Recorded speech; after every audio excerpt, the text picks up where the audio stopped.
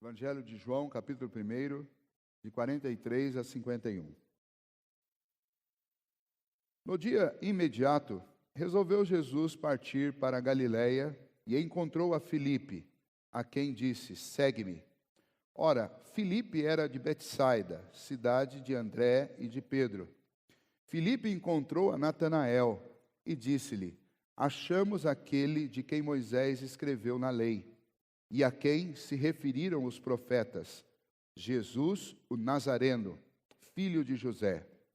Perguntou-lhe Natanael: de Nazaré pode sair alguma coisa boa? Respondeu-lhe Filipe: vem e vê. Jesus viu Natanael aproximar-se e disse a seu respeito: eis um verdadeiro israelita em quem não há dolo. Perguntou-lhe Natanael: de onde me conheces? Respondeu-lhe Jesus: antes de Filipe te chamar, eu te vi quando estavas debaixo da figueira. Então exclamou Natanael: mestre, tu és filho de Deus, tu és o rei de Israel. Ao que Jesus lhe respondeu: por que te disse que te vi debaixo da figueira, crês? Pois maiores coisas do que estas verás.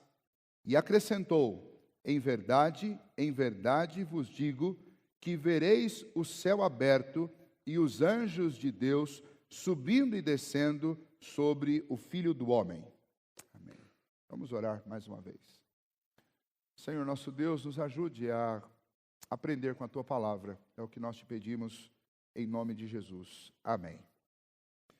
Muito bem. Natanael. Eu me embaracei um pouco para falar o nome, porque não é um nome muito comum, embora existam alguns Natanaels por aí. Escolher o nome para um filho não é nada fácil, né?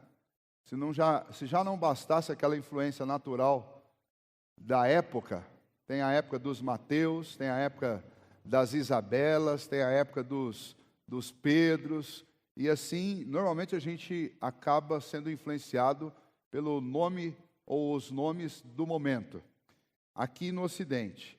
Mas lá no Oriente não era assim. Lá no Oriente os nomes, eles eram na realidade composições que traziam um significado.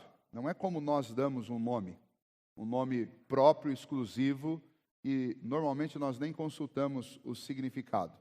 No Oriente, as pessoas construíam os nomes, fazendo associações entre palavras importantes para eles, e então o nome tinha um significado que estava implícito no próprio nome. Quando a gente translitera isso para o português, aparece um nome próprio, que a gente não sabe muito o que significa. Mas quando você faz essa leitura deste nome, ou no grego, no caso do Novo Testamento, ou no hebraico, no Antigo Testamento, o que está lá na realidade são 2, 3 palavras que, ajuntadas, elas formam este nome que nós transliteramos para a língua portuguesa. No caso de Natanael, ele tem um nome muito interessante, muito bonito. O nome Natanael significa presente de Deus. Foi assim que os pais de Natanael o receberam e foi assim que eles deram nome ao seu filho.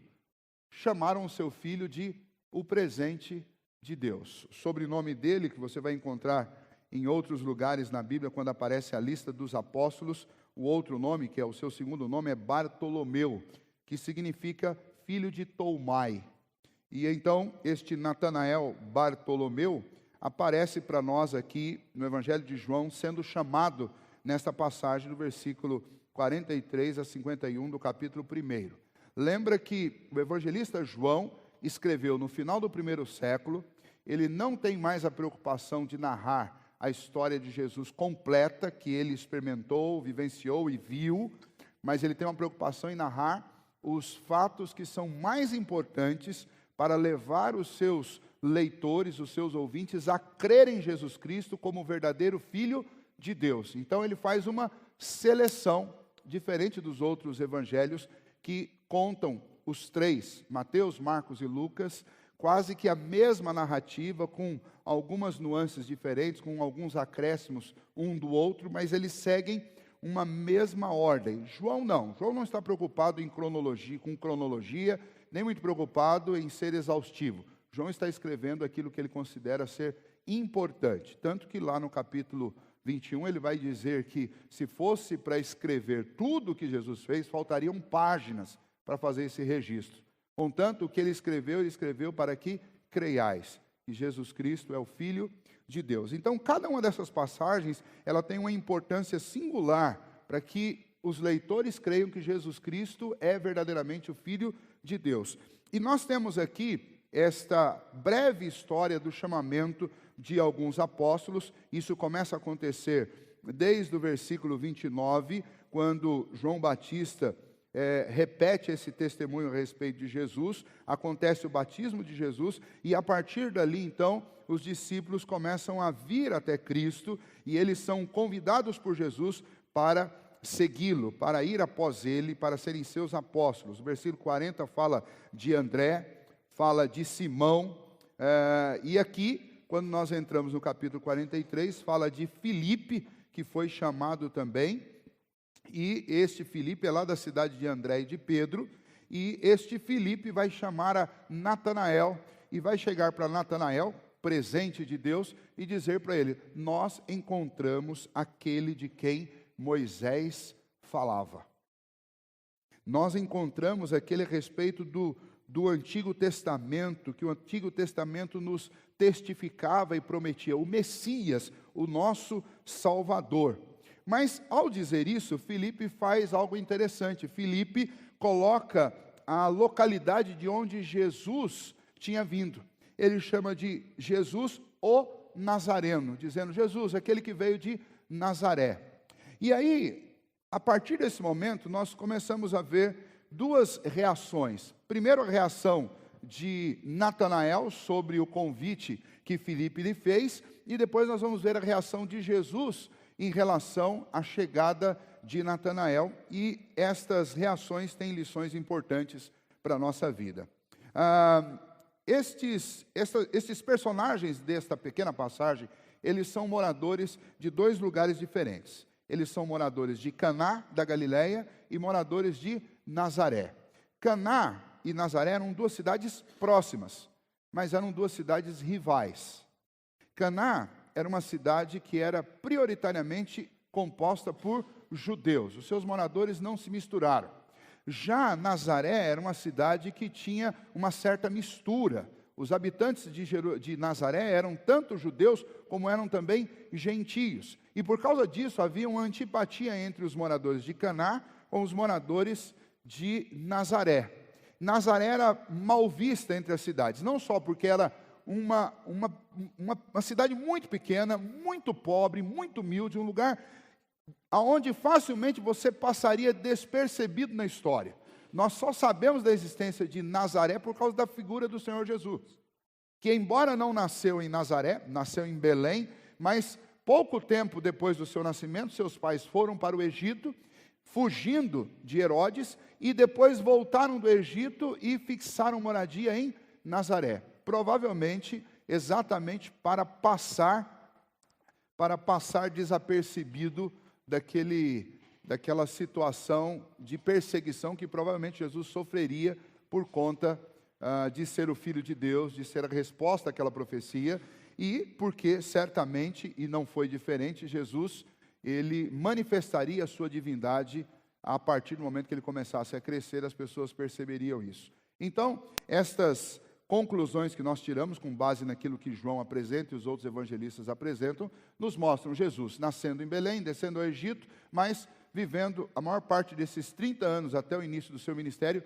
em Nazaré. Nazaré, uma cidade muito insignificante, não fosse pelo fato de Jesus Cristo ter vivido lá. Uma cidade de quem poucas pessoas teriam conhecimento.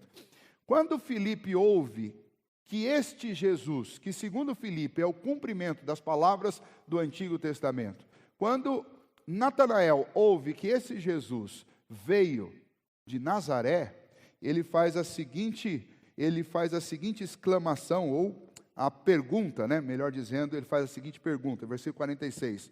De Nazaré pode sair alguma coisa boa? Natanael está fazendo o que a gente faz o tempo inteiro. Natanael está julgando pela aparência. Ele não tinha nem visto Jesus ainda, talvez estivesse já próximo ao lugar onde Jesus estava falando, mas só de saber do lugar aonde Jesus vinha, Natanael já fez um julgamento. E não que Natanael fosse mau, não é o caso de ser mau, porque o próprio Senhor Jesus vai dizer que no coração dele não é dolo. Ele é sincero, ele está colocando, expressando a dúvida que surge no coração dele. Nazaré é uma cidade paupérrima, pequena, insignificante, misturada, porque as pessoas que nascem lá, a maioria são mestiços, são mistura entre judeus e gentios. Para os judeus, especialmente para aqueles judeus cumpridores da lei, dos preceitos do Antigo Testamento, eles não podiam fazer essa mistura. E então ele está sendo franco. Alguma coisa que outras pessoas pensariam, mas não diriam, ele não só pensou, mas ele disse. Não afirmou que todos de lá eram maus, mas ele perguntou: acaso pode vir alguma coisa boa de Nazaré? Ele está sendo franco dentro daquilo que é a sua natureza, que é a natureza de cada um de nós, que é uma natureza pecadora, que tem o hábito de julgar pela aparência, ou de julgar pelo lugar de origem, ou de julgar pela família de origem. Nós fazemos a mesma coisa.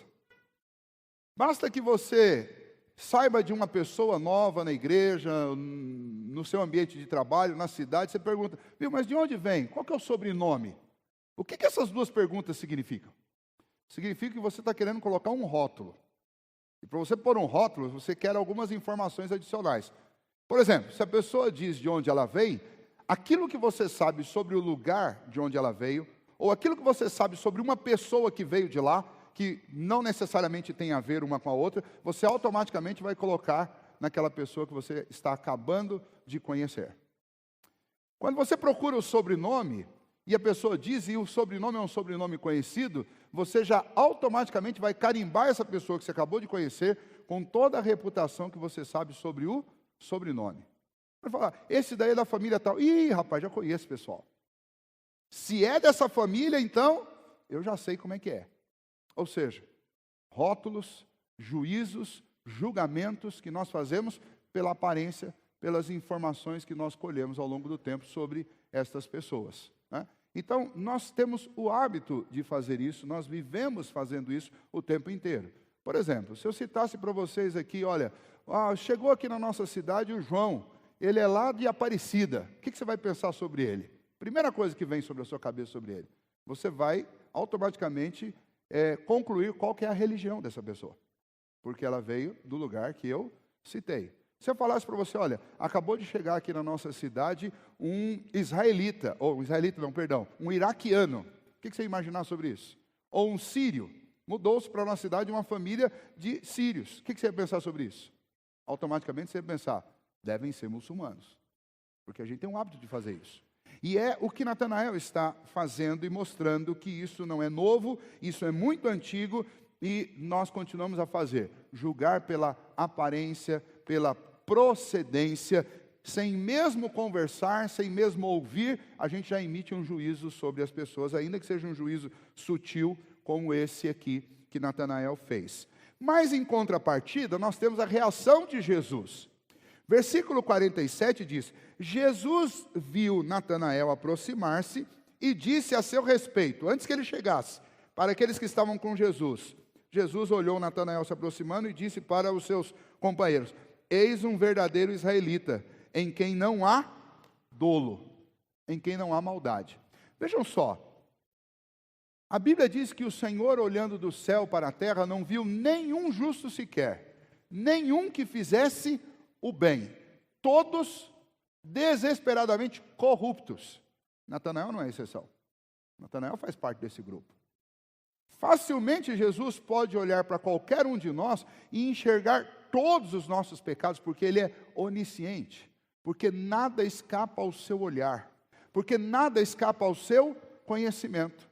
E então não é que Natanael não tivesse erros ou pecados. Aliás, ele tinha acabado de cometer um, que era o pecado de julgar Jesus pela localidade de onde Jesus tinha vindo. Mas o que Jesus escolhe para falar sobre Natanael e que tipo de avaliação que Jesus faz sobre ele?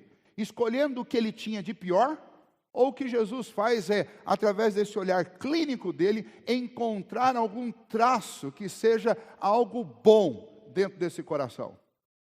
O que Jesus faz é isso. E não que necessariamente Natanael pudesse, por livre e espontânea vontade, sozinho, ser um homem sem maldade. Mas o próprio Senhor Jesus está identificando uma coisa que só é possível para alguém que teme a Deus e é auxiliado pelo Espírito Santo de Deus, que é viver sem maldade, porque a maldade é própria do homem. Se Natanael vivia sem maldade, ele vivia sem maldade porque o próprio Deus o estava capacitando a fazer isso. Mas quando Jesus olha para Natanael se aproximando, ao invés de fazer uma pergunta, por acaso pode vir alguma coisa boa de Caná da Galileia? Ou de entre os homens pode vir algo bom? Não é isso que Jesus faz. Jesus faz exatamente o contrário de Natanael e diz para aqueles que estavam com ele: eis aí um verdadeiro israelita. Ou seja, eis aí um verdadeiro príncipe do Senhor. Que é isso que significa a palavra Israel. Eis aí um verdadeiro príncipe de Deus. Um homem em quem não há maldade. Um homem em quem não há culpa. Impressionante como Jesus faz isso. Jesus está, na realidade, mostrando a diferença entre ele e os homens. Nós, homens, julgamos pela aparência, enxergamos apenas o que está do lado de fora e já emitimos uma conclusão. Jesus nos enxerga de dentro para fora e, ao invés de dizer o pior de nós, ele diz o melhor a nosso respeito. Isso é exatamente isso que significa abençoar. Lembra que nós estudamos sobre o que é abençoar há 2 semanas atrás? Abençoar é falar bem de alguém, é limpar o nome de alguém. Jesus poderia ter falado mal de Natanael com justiça e não seria pecado, porque ele estaria falando verdades. Mas Jesus decide abençoar Natanael entre aquelas pessoas que estavam ali. E então ele fala bem desse homem. Ele diz: ali está um verdadeiro israelita, um verdadeiro príncipe de Deus. Ali está um homem em quem não há maldade, não há o desejo mal. O Senhor está abençoando a vida de um homem que estava prestes a conhecê-lo e prestes a se tornar um de seus apóstolos. Quando Natanael se aproxima, ele provavelmente ouviu o que Jesus estava dizendo, alguém contou para ele o que Jesus disse, e então ele vai e faz uma pergunta. Ele tem uma reação diante disso que Jesus disse. Ele pergunta: de onde você me conhece? De onde me conheces? Respondeu-lhe Jesus: antes de Filipe te chamar para vir me conhecer, eu te vi quando estavas debaixo da figueira. E agora Natanael tem uma outra experiência com esse contato com Jesus. Ele descobre que Jesus o conhecia mais do que ele imaginava. Aliás, antes que ele pudesse conhecer a Jesus, Jesus já o conhecia. E não só o conhecia, mas o via onde ele estava. E por causa desta informação que Jesus deu, e provavelmente nem Filipe o viu debaixo da figueira, ele deve ter logo concluído: ele é Deus, porque eu estava sozinho e ninguém podia me ver. É por isso que ele tem essa convicção toda e faz a seguinte declaração a respeito de Jesus. Num primeiro momento ele diz: pode vir alguma coisa boa de Nazaré? Agora, num segundo momento, ele afirma no 49, mestre, ou rabi, né, que é a expressão que ele está usando aqui: tu és o Filho de Deus, tu és o Rei de Israel. Você me chama de príncipe de Israel, mas você é o Rei de Israel. Você é o Filho de Deus. Natanael é levado pela atitude do Senhor Jesus a fazer uma declaração de fé. Uma das primeiras declarações de fé que aparece na história do Senhor Jesus. Este apóstolo diz: tu és o Filho de Deus, tu és o Rei de Israel. Esse contato com Jesus e a maneira como Jesus se dirige a Natanael transformou o coração dele, renovou a sua fé e fez com que ele enxergasse quem realmente Jesus era. E aí, vejam só, diante dessa declaração de fé, Jesus o responde. Ele diz assim: olha, porque eu disse que te vi debaixo da figueira, você creu que eu sou o Filho de Deus, que eu sou o Rei de Israel? Por causa disso, vocês, e aí se dirige a todos, né, vocês verão coisas ainda maiores do que isso. E ao falar sobre o que eles verão, coisas maiores do que isso, Jesus cita uma visão muito conhecida dos judeus, dos israelitas, que é a visão que Jacó teve quando ele fugiu de Esaú, seu irmão, que ele tinha enganado, e ao anoitecer, quando Jacó dorme, ele tem uma visão, e nesta visão ele vê o céu aberto, uma grande escada por onde subiam anjos. Vejam o que Jesus disse, e acrescentou, em verdade vos digo que vereis o céu aberto e os anjos de Deus subindo e descendo sobre o Filho do Homem. É interessante o que está acontecendo aqui, porque Natanael fez uma declaração de fé dizendo que Jesus era verdadeiramente o Filho de Deus, o Rei de Israel. E aí Jesus diz, porque eu revelei algumas coisas, você creu? Mas eu vou mostrar algo que é ainda maior do que isso. E aí ele cita essa visão de Jacó, e ele se autodenomina Filho do Homem. O que Jesus está querendo dizer com isso? Para nós que não somos judeus e não fomos criados nessa cultura, existe um pouquinho de dificuldade. Mas se você tem familiaridade com o Antigo Testamento e com as promessas do Antigo Testamento, você vai perceber logo o que Jesus está querendo dizer. Quando Filipe foi procurar Natanael, Filipe disse que aquele de quem Moisés falara, eles tinham encontrado. Moisés falava de um mediador entre Deus e os homens. Quando Natanael encontrou Jesus e Jesus se revelou para ele, ele reconheceu Jesus como Filho de Deus porque viu poder em Jesus. Reconheceu que ele era o rei de Israel porque viu poder em Jesus.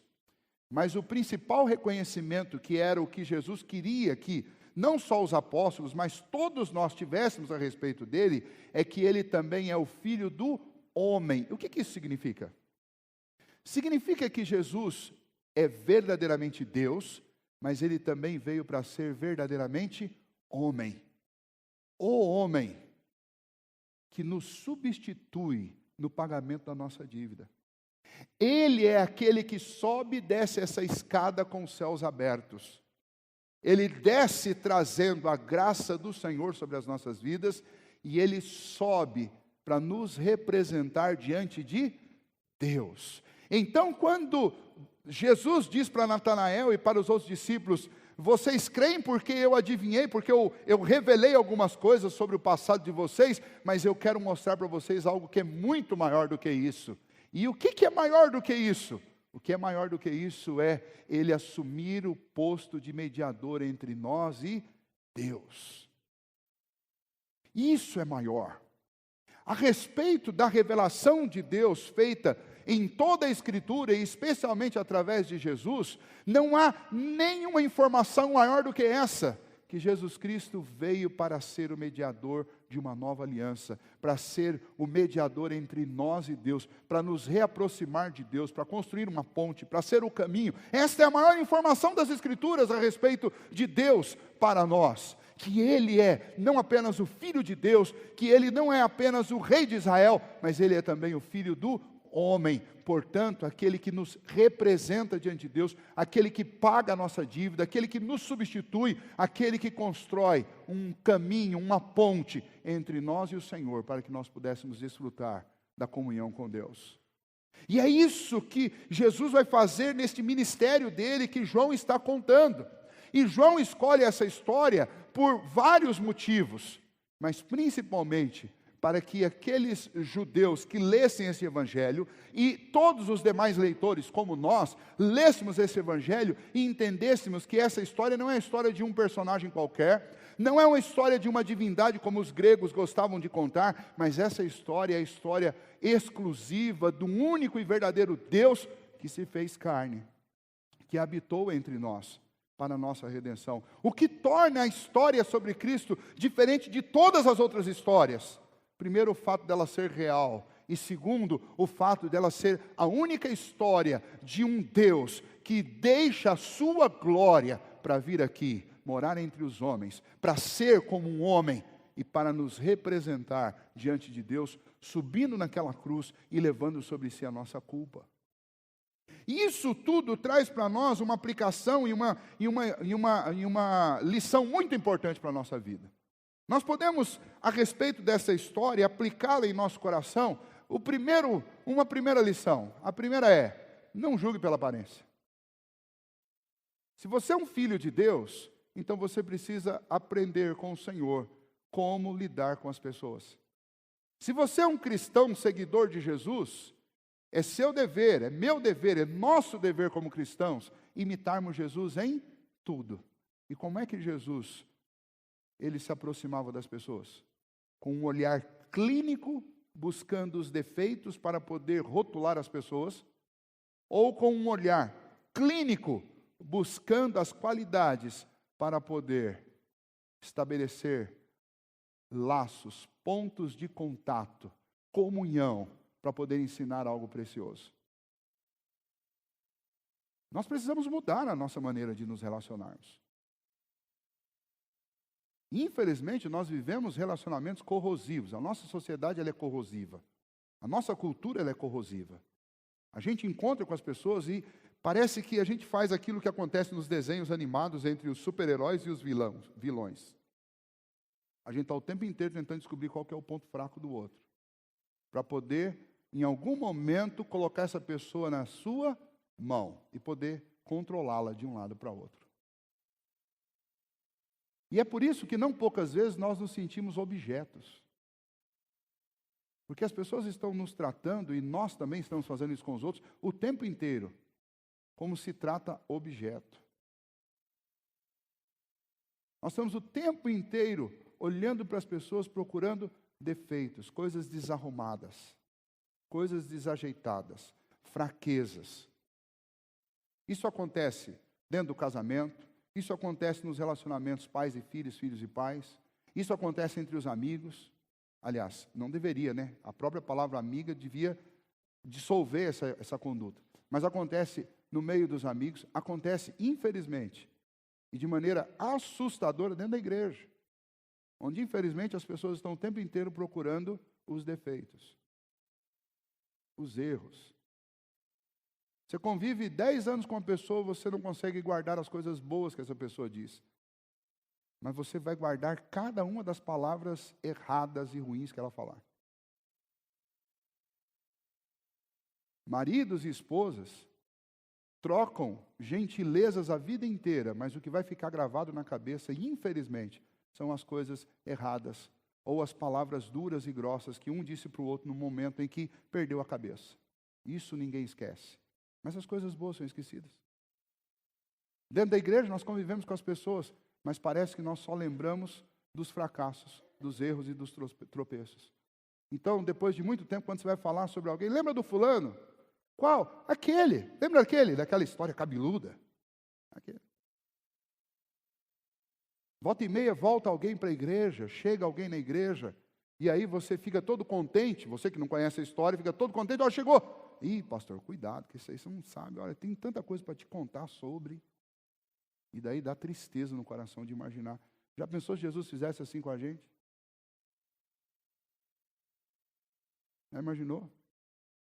Se você chegasse depois de muito tempo sem orar, você ora, e os anjos, e o próprio Senhor Jesus fala, ih, olha quem está orando, Pai. Você lembra quem que é esse cidadão, né?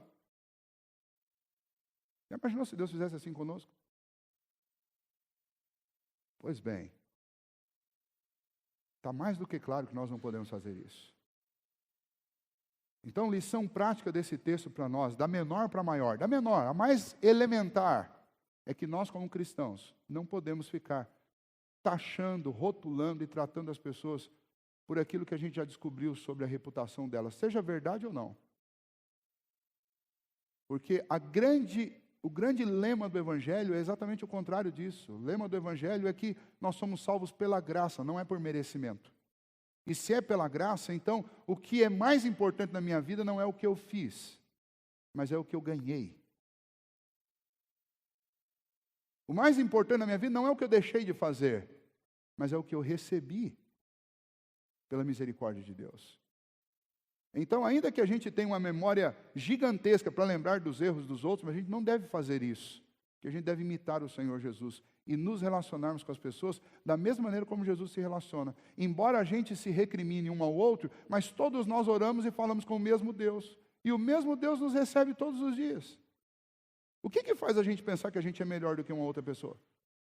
Ah, porque eu faço isso, faço aquilo outro, eu corro mais do que fulano, eu trabalho mais do que Beltrano, eu sei falar melhor, ou eu sei cantar mais, ou eu me arrumo melhor, ou eu tenho uma casa mais bonita do que o outro, ou eu sou mais certinho do que o outro. É isso que te faz se sentir melhor diante de Deus? O apóstolo Paulo diz o contrário disso. Ele diz: se você quiser se gloriar em alguma coisa, lembre-se, glorie nas suas fraquezas. Ou seja, se você quiser contar vantagem sobre você, fala: eu tenho mais defeitos do que os outros. Como o próprio apóstolo Paulo diz: eu sou o pior dos pecadores. Porque é o único lugar onde a gente pode contar vantagem é nos erros. E é uma vantagem, óbvio, né? Uma vantagem negativa. Porque no que diz respeito às coisas boas, nós somos todos alvos da graça do Senhor. E se é graça, não é merecido, é favor. Então, cuidado ao rotular. Não rotule pessoas. Receba-as como Jesus recebeu. E então nós somos introduzidos à segunda lição, que é como você deve se relacionar com as pessoas, já que não é para criar rótulos, não é para criar emblemas, não é para julgar, não é para condenar. O que eu devo fazer então? Você deve fazer o que Jesus fez. Você deve investigar, olhar clinicamente, mas não para encontrar o que é mal, mas para encontrar o que é bom. Porque todos nós somos feitos à imagem e semelhança de Deus. E por mais que o pecado, de alguma maneira, deformou a nossa vida, ainda existem traços de Deus em cada um de nós. E é para esses traços que nós temos que olhar, quando nós nos encontrarmos, quando nós convivermos juntos, quando nós recebermos outras pessoas. Não existe uma pessoa na terra, por pior que esteja, e por pior que seja, esteja dentro de um presídio, trancafiado numa cela de segurança máxima. Se você for lá, com o mesmo olhar que Cristo veio aqui ao encontro de Natanael, você vai encontrar alguma coisa boa nessa pessoa. Por quê? Porque todos nós somos feitos à imagem e semelhança de Deus, e ainda que o pecado deforme, ainda existem traços de Deus em nós. Se eles não aparecem positivamente, numa qualidade que você manifesta, eles aparecem de outra maneira, num vazio dentro de você, num desejo. Quando uma pessoa tem fome e sede de justiça, ela está manifestando que ela foi feita por um Deus justo. E quando ela vive num mundo de injustiça, ela sente falta daquilo que é próprio do seu Criador. Isso é traço de Deus, desejo de justiça. Se uma pessoa sente carência de amor, isso é traço de Deus, porque significa que ela foi feita por um Deus amoroso. E amor faz falta para a vida dela. Se ela sente ausência, sente fome de convivência com pessoas, é porque ela foi feita por um Deus que gosta de multidões e multidões. Por isso ele fez multidões e multidões de anjos e de pessoas. Isso é um traço de Deus em você. Então, nós devemos nos relacionar com as pessoas buscando a imagem do nosso Deus na vida delas. É assim que nós devemos nos relacionar. Ah, mas e os defeitos? Os defeitos, quem vai tratá-los é o Senhor. Se você for um instrumento de Deus para fazer isso, pode ter certeza que na hora certa, com a oportunidade certa, Deus vai te ajudar. Lembra lá de Provérbios, as palavras ditas na hora certa são como frutas saborosas numa bandeja, na hora que você está com muita fome. São como joias preciosas sobre a coroa de um rei. São coisas valiosíssimas.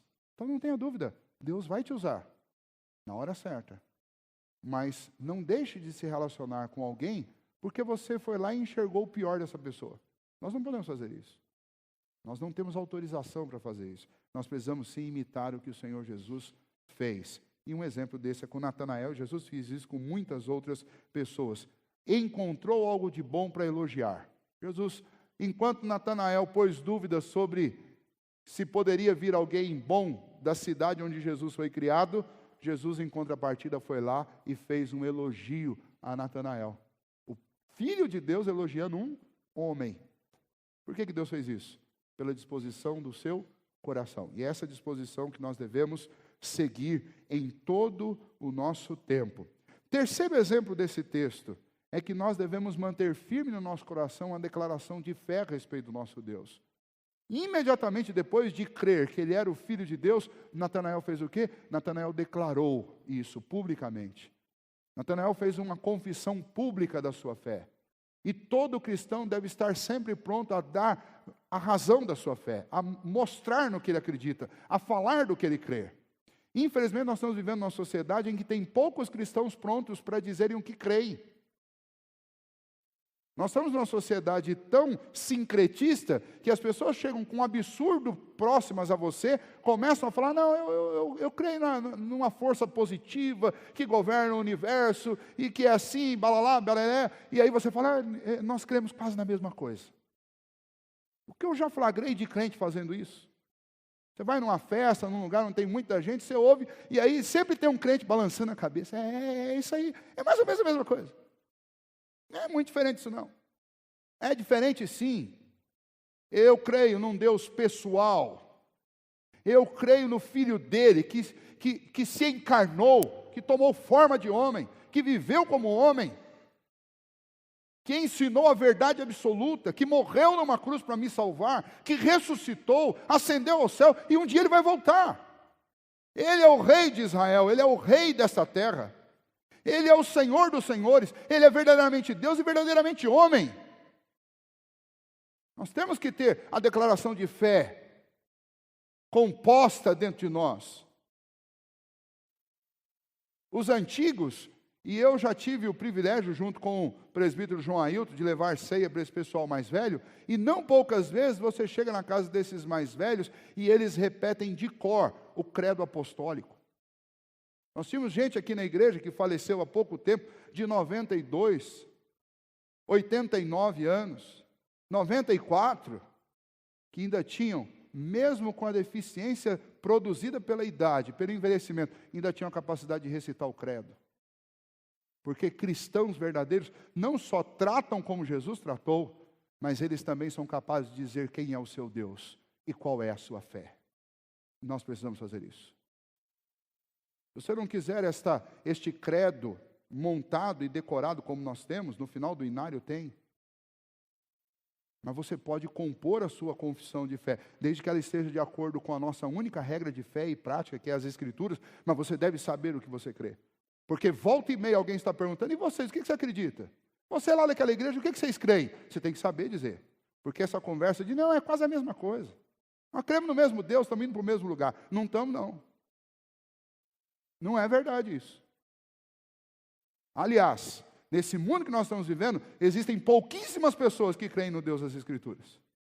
Pouquíssimas pessoas indo pelo caminho que é Cristo Jesus. Pouquíssimas. A maioria é humanista, está vivendo uma religião de meritocracia, disfarçada de igreja evangélica. Estão vivendo num mundo de idolatria que não vai conduzir ao céu. Não vai, porque a Bíblia é muito clara em dizer isso, que o lugar dos idólatras é no inferno. Então você não pode chegar para alguém que está vivendo isso e dizer, não é a mesma coisa, nós estamos indo para o mesmo lugar. Porque quando você faz isso, você se torna responsável pela queda e pela condenação do outro também. Porque você teve a oportunidade de testificar sobre Cristo e não fez. Nós devemos pensar seriamente sobre esse assunto. Não é a mesma coisa. Não mesmo. E aqui Natanael, imediatamente, após reconhecer que aquele era realmente aquele de quem Moisés falava, o Redentor, o Messias prometido, ele logo fez essa confissão. E por último, nós temos o que Jesus é especialista em fazer. Quando Natanael confessou que cria em Jesus Cristo expandiu o seu conhecimento. Jesus Cristo disse, olha, o que eu vou fazer com vocês é exatamente mostrar coisas ainda maiores. Quanto mais você depositar a sua fé em Deus, mais Deus se revela de si para você. Foi o que aconteceu. Jesus falou para Natanael, porque eu revelei que eu te vi embaixo da figueira, você creu? Você não tem ideia, porque eu vou mostrar coisas muito maiores para você. Tem gente que vive uma vida cristã, que é uma vida cristã quase que esquelética. É uma vida cristã pobre, seca, vazia. Não vou dizer que não é vida cristã, mas não cresce. Lá em Coríntios, o apóstolo Paulo disse que aquela igreja ainda era uma igreja que se comportava como um bebê, como um neném, que precisava ficar bebendo leite, porque não tinha amadurecido para ter comida sólida. O que nós vimos na vida dos apóstolos é o contrário disso. Os apóstolos, em 3 anos, eles avançaram o suficiente para serem os condutores do evangelho por toda a terra conhecida, o mundo conhecido daquela época. Como que eles fizeram isso? Eles amadureceram rápido. Quanto mais eles depositaram a fé em Cristo Jesus, mais Cristo se revelou para eles. A partir do momento em que Natanael faz a sua declaração de fé, Jesus disse: eu vou mostrar ainda coisas maiores. Você creu porque eu mostrei algo pequeno, eu vou mostrar coisas muito maiores para você. Cristãos que creem verdadeiramente em Cristo Jesus vão ser aperfeiçoados e amadurecidos muito mais do que aqueles cristãos que estão apenas no desespero de não ir para o inferno, comparecendo na igreja em busca de socorro. O caminho do cristianismo é um caminho de discipulado, é um caminho de crescimento, é um caminho de aperfeiçoamento. Tem que ser assim. Então não é uma questão de vir à igreja simplesmente para comparecer à escola dominical a 1 ou 2, 3 cultos. É vir à igreja, é orar em casa, é ler a Bíblia, é se aprofundar, é buscar, é depositar sua confiança, é crer em Deus, é buscar crescimento. A carreira cristã é uma carreira de esforço. O apóstolo Paulo compara a carreira cristã a uma maratona. Essa palavra maratona significa agona, que é o termo da qual foi traduzido para a nossa língua maratona. É um termo grego, que significa agonia. E os maratonistas que estão aqui, olha, só tem um, que é o Andrews, sabe o que é isso? Quando chega a uma certa altura, quando você passa de uma certa quilometragem, dá uma agonia tão grande, uma vontade de parar, cada célula do seu corpo diz: para. E aí é uma luta mental, a sua mente contra o seu corpo, dizendo: não vai parar.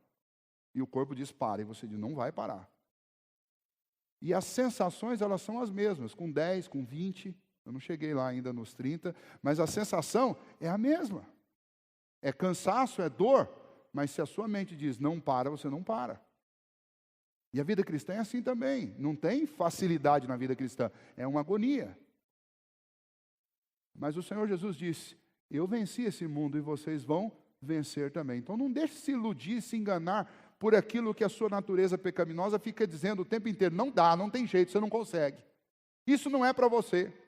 Essa coisa de se aprofundar, de orar, isso aí é para crente mais velho, não é para você. É para você sim.